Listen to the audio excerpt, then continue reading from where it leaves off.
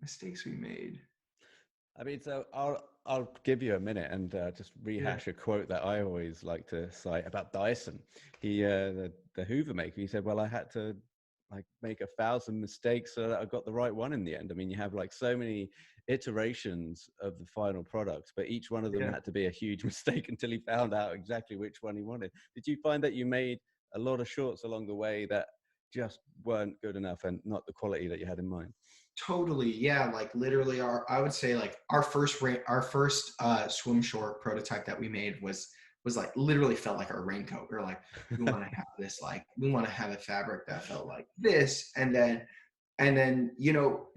not having experience in the industry, like feeling a swatch of something and understanding how that like actually translates into a garment. Like I'm still not an expert at that today. Like it's something that I'm trying to get better at, but like I had no idea how a swatch would translate into a garment. Yeah. And so we bought like a bunch of fabric of this like swatch.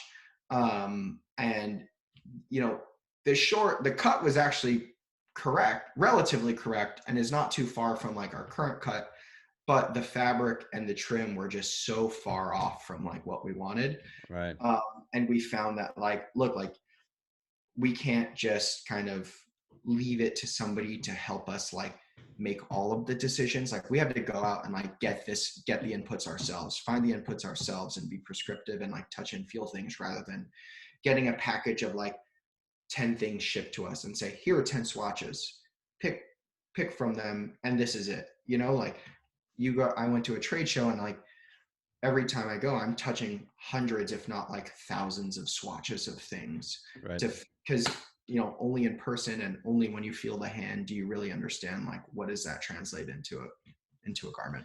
Yeah, that's interesting. That's something I picked up on when I did it.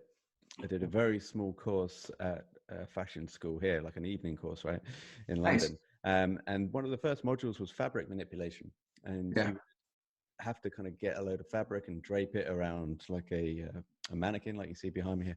And you Beautiful. go, right, okay, I love this fabric. This reminds me of exactly what James Bond would wear when he's in Yeah. Bahamas, right? And then you think, well, I can make a nice suit jacket out of that. And you realize, oh my God, you can't, this isn't malleable. You can't turn this into anything apart from Yeah. what it was intended for, which is probably just whatever it might be.